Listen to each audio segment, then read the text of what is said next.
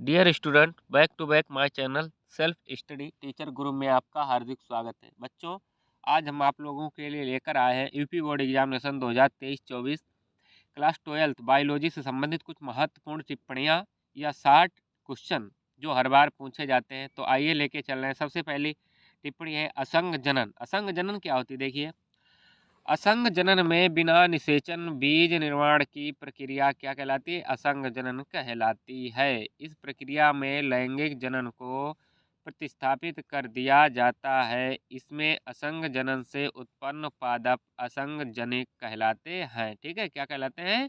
असंग जनिक कहलाते हैं।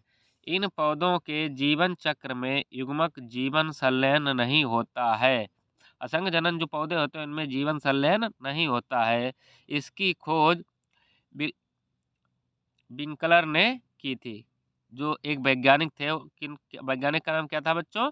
विंकलर ने, जो सन 1908 में की थी। कब की थी? 1908 में की थी। ठीक है, अगला शार्ट नोट आता है बैक क्रॉस। बैक क्रॉस क्या होता है? देखिए, बैक क्रॉस, बैक क्रॉस में क्या है बच्चों? बैक क्रॉस में F1 संतति का किसी भी जनक अर्थात शुद्ध प्रभावी या अशुद्ध प्रभावी जनक से संकरण कराने की प्रक्रिया को बैक क्रॉस कहते हैं। क्या कहते हैं? बैक क्रॉस कहते हैं। किसी चीज का संकरण जब आपस में कराएंगे उसी प्रक्रिया को या घटना को हम क्या कहेंगे बच्चों?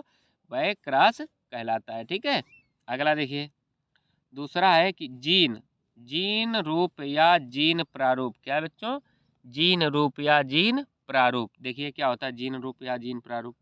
सबसे पहले, किसी लक्षण की जीनी अभिव्यक्ति को जीन प्रारूप कहते हैं। ठीक है, क्या कहते हैं? जीन प्रारूप कहते हैं। जैसे लाल पुष्प वाले पौधे का सग समयुग्मी जीन प्रारूप कैपिटल आर आर तथा विषमयुगी जीन प्रारूप कैपिटल और स्मॉल आर होता है। अतः लंबे पौधों में यह कैपिटल टी या कैपिटल टी स्मॉल टी हो सकता है। ठीक है, इसीलिए किसी जीव का जीनोटाइप जीवन भर या लाइफ टाइम समान नहीं रहता है। क्या नहीं रहता है बच्चों? समान नहीं रहता है। ठीक है, दूसरा है दृश्य रूप या लक्षण रूप।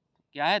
दृश्य रूप या लक्षण रूप, या इसे क्या कहते हैं? फिनोटाइप के नाम से भी पूछा जा, किसके बच्चों?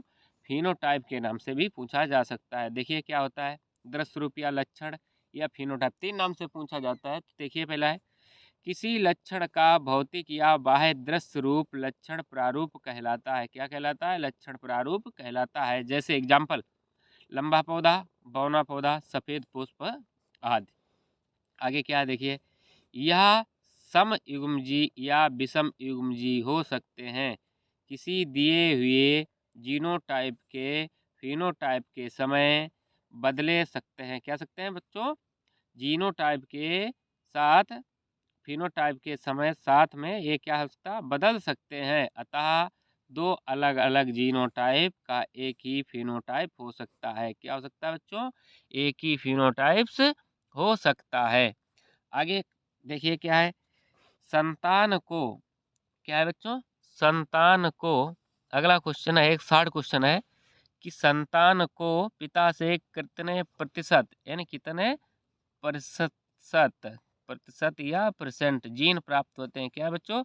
संतान को पिता से कितने प्रतिशत जीन प्राप्त होते हैं? तो इसका ऑप्शन होगा आपका 50%। क्या होता है? 50% या 50%। ठीक है, आगे देखिए, आगे आती है एक शॉर्ट नोट आता है किस पे? आनुवांशिक कोड। क्या है बच्चों? आनुवांशिक कोड, या इसे दूसरा नाम है इसका जेनेटिक कोड। ठीक है, आनुवांशिक कोड या इसका दूसरा नाम है जेनेटिक कोड। देखिए क्या होता है, आनुवांशिक कोड जीवन के प्रारंभिक समय से चली आ रही वह प्रक्रिया या वह प्रक्रिया जो सर्वात्रिक कोडित सूचना है, जो जीवों में आनुवांशिक सूचना के आधार पर प्रोटीन को विशिष्टीकृत रूप देता है। क्या देता है? विशिष्टीकृत रूप देता है। जो मैसेंजर आरएनए जो ईएम बना होता है, स्मॉल, इसका फुल फॉर्म होता है बच्चों क्या? मैसेंजर आरएनए के न्यूक्लियोटाइडों के प्रतीकों को प्रदर्शित करता है। किसे प्रदर्शित करता है? न्यूक्लियोटाइडों के प्रतीकों को प्रदर्शित करता है।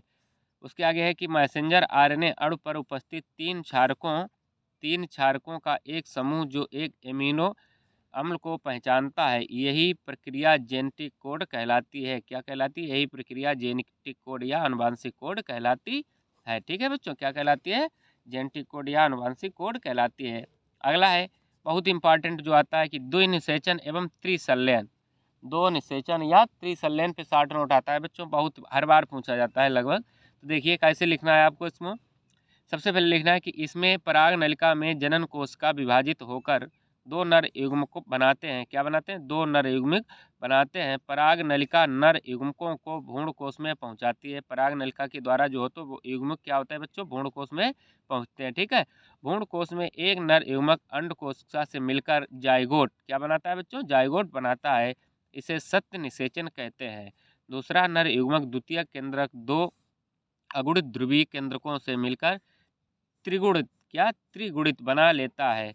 इस प्रक्रिया को त्रिसंलयन कहते हैं बच्चों। क्या कहते हैं? त्रिसंलयन कहते हैं। ठीक है, आवृतबीजी पौधों में संयुग्मन तथा त्रिसंलयन के सम्मिलित रूप को क्या कहते हैं? दोनों को जब सम्मिलित हो जाते हैं तो इस प्रक्रिया को बच्चों क्या कहते हैं? दो निषेचन कहते हैं। ठीक है, दो निषेचन कहते हैं। ठीक है, आगे देखिए आता है प्रजनन। प्रजनन क्या होता है बच्चों? जानते हैं प्रजनन? रिप्रोडक्शन।